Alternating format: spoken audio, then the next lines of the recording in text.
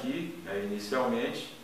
que o que importa para quem faz uma análise de um filme com uma preocupação em buscar compreender o seu significado, o significado da sua mensagem, é exatamente a mensagem do filme, e não propriamente as questões técnicas. Os aspectos técnicos, eles devem ser levados em conta apenas para entender como eles podem levar a uma compreensão mais adequada, né, da mensagem que o autor deseja transmitir, né, com a realização daquela obra. Primeiro, o Ken Loach já é um cineasta bastante conhecido, tem uma produção vasta. Nessa produção verifica-se uma tendência a abordar temas sociais de um ponto de vista crítico. Claro que nem sempre essa crítica tem como referência uma perspectiva de transformação radical, revolucionária dessa sociedade moderna, capitalista, portanto, mas dentre os milhares de cineastas que existem por aí e os milhões de filmes produzidos, é necessário admitir que, de fato, ele contribui para uma análise crítica dessa sociedade moderna, das suas relações. Aí temos essa abordagem de uma forma crítica, né, do desmonte do estado de bem-estar social na Europa, mais precisamente ambientado na Inglaterra, né, e, portanto, após a década de 1970, né, 70 é um período, né, os anos 70 é exatamente o período em que esse estado de bem-estar social entra em crise, porque a crise do próprio regime de acumulação de capital, né, que se manifesta nesse momento, já tendo expressado, né, a evidência dessa crise com os movimentos jovens, né, estudantis, do final da década de 1960, inclusive com participação dos operários, especialmente na França, no chamado Maio de 1968, né, mas essa crise vai desaguar de forma irremediável na década de 1970 e se aprofundar até o final desse período, até chegar a esse momento aí da década de 1980, quando alguns governos de orientação neoliberal, como são os casos do governo de Ronald Reagan nos Estados Unidos, né, que ascende ao poder exatamente no momento aí do início da década de 1980,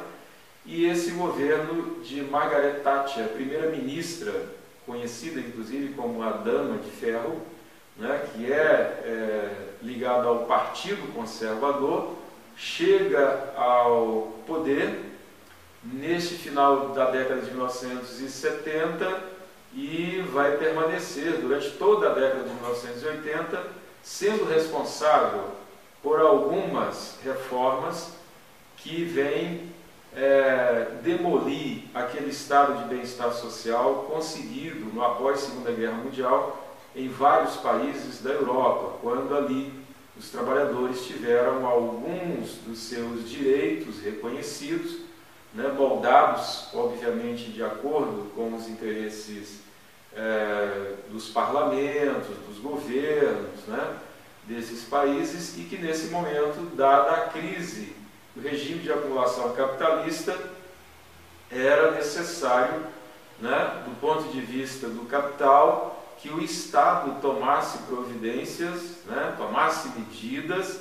para garantir que esta acumulação ganhasse um novo fôlego, permitisse uma extração muito maior e apropriação do mais-valor produzido pelos trabalhadores produtivos. Então, são medidas que são tomadas não só na Grã-Bretanha, né, mas também na Alemanha, na França, e daí se expandindo para vários outros países até chegar aos países subordinados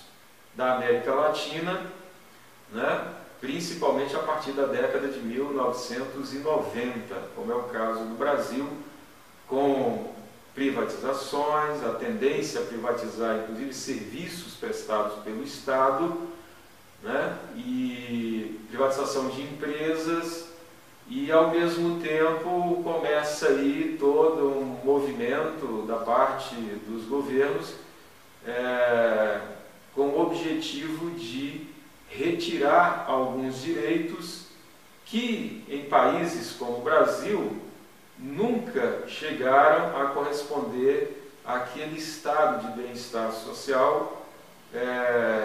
implementado nos países europeus, né, após a Segunda Guerra Mundial. E o Ken Lodge percebe isso na Inglaterra, com esta retirada desses direitos, especialmente aí a reforma da Previdência, né, que dificulta imensamente para os trabalhadores, né, a obtenção de alguns desses benefícios que antes eram assegurados em lei, né, e por isso ele demonstra essa peregrinação do personagem Daniel Blake, né, que é um operário, aos quase 60 anos, necessita de um auxílio doença, exatamente porque sofre uma doença no coração, né, um problema cardíaco, e aí, ao ir em busca desse auxílio para se recuperar da doença e, quem sabe, voltar à ativa, né, voltar a trabalhar, ele então procura o Estado. Acontece que o Estado está organizado, está estruturado para dificultar ao máximo o acesso dos trabalhadores a esses direitos que tinham sido conquistados ao longo de mais de 2 séculos de muita luta, né, contra o Estado e contra o capital. E aí, nesse momento em que ele tenta obter esse benefício, é importante observar alguns aspectos dessa relação do Estado ou da burocracia estatal, né, da classe dirigente, que emprega inúmeros funcionários para exatamente cumprir aquelas determinações de dificultar ao máximo o acesso a esses benefícios. Essas reformas, inclusive, tinham sido feitas com esta finalidade, né, de dificultar o acesso dos trabalhadores a esse benefício, porque cria uma série de exigências, né, uma delas que parece, do ponto de vista dos dirigentes do Estado e da própria classe dominante que impõe essa visão ao restante da sociedade,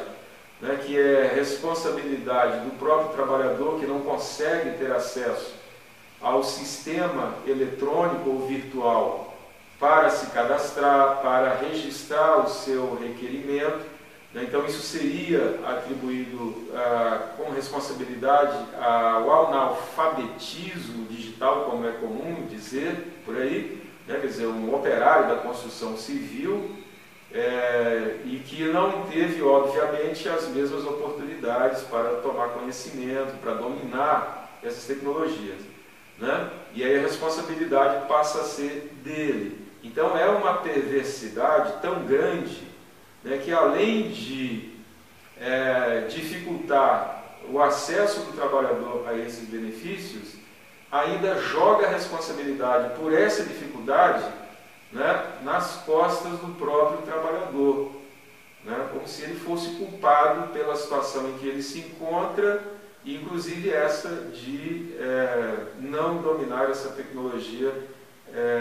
que é imposta, né, como condição para que o trabalhador consiga usufruir de um direito que deveria, né, estar concretamente assegurado a ele. Outro aspecto importante é esta fusão que é ressaltada entre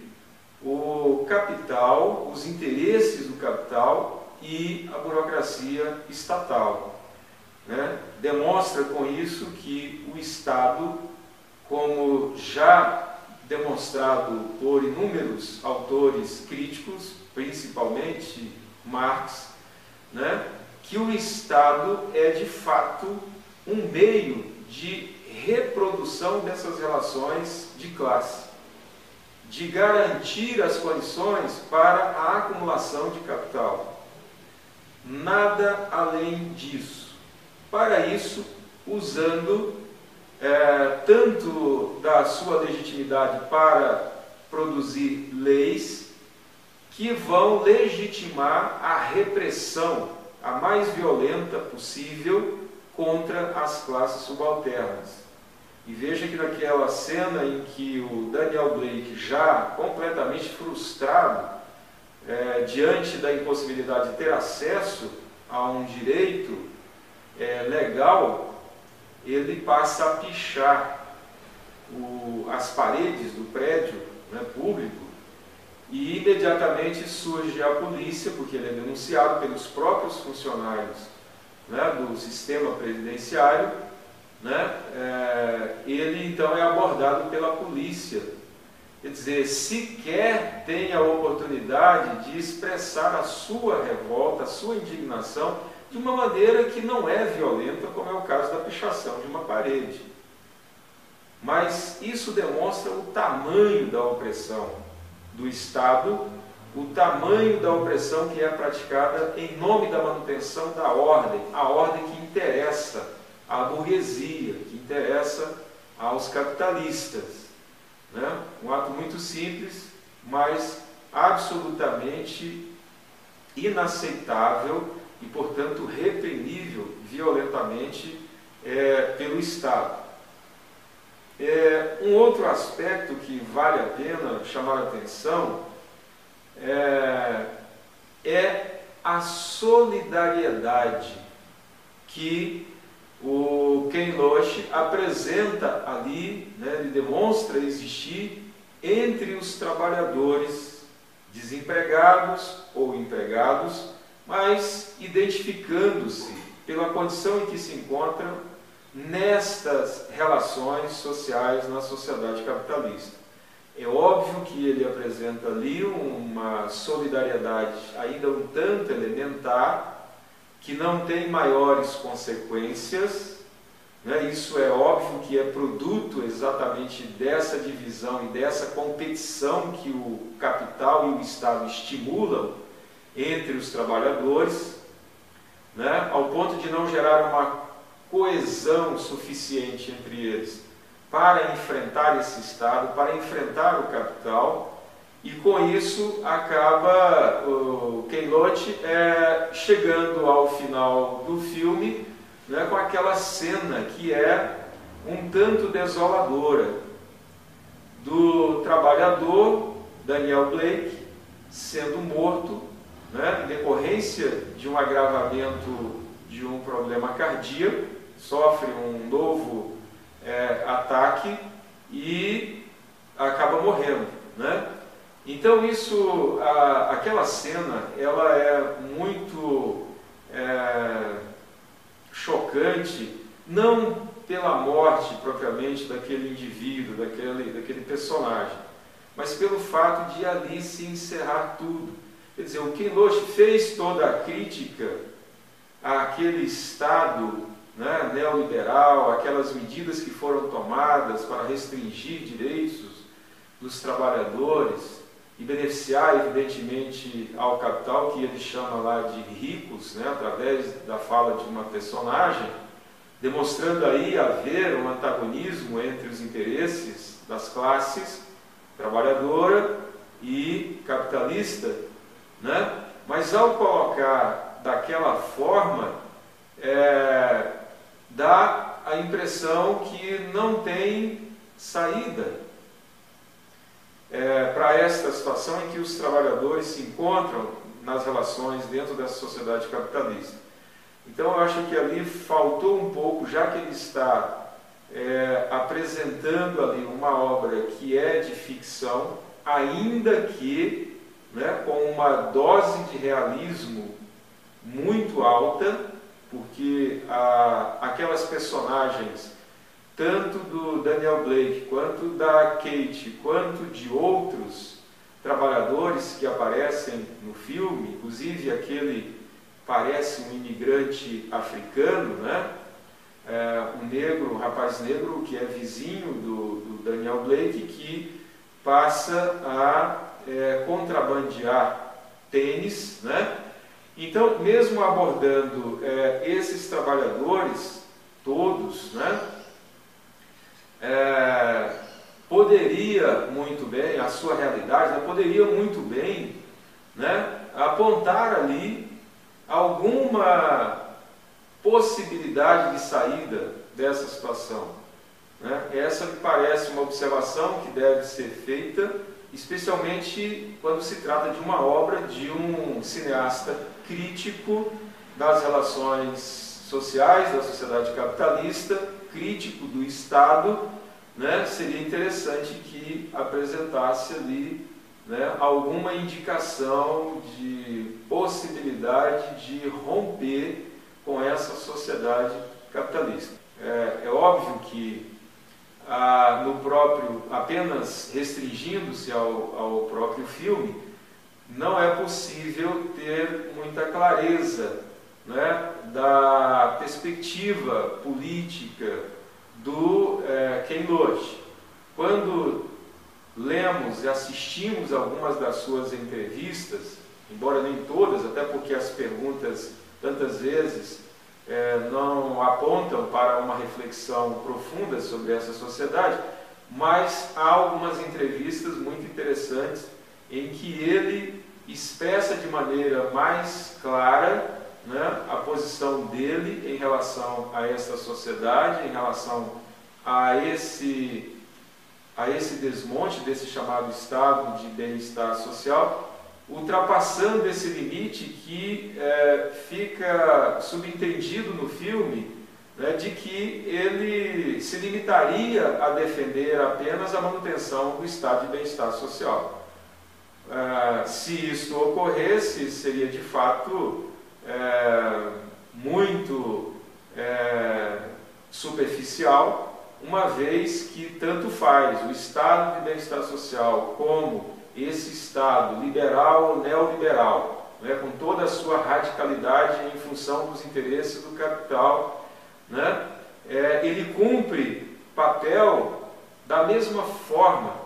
né, que é o de garantir as condições para a reprodução do capital. Tanto faz um Estado governado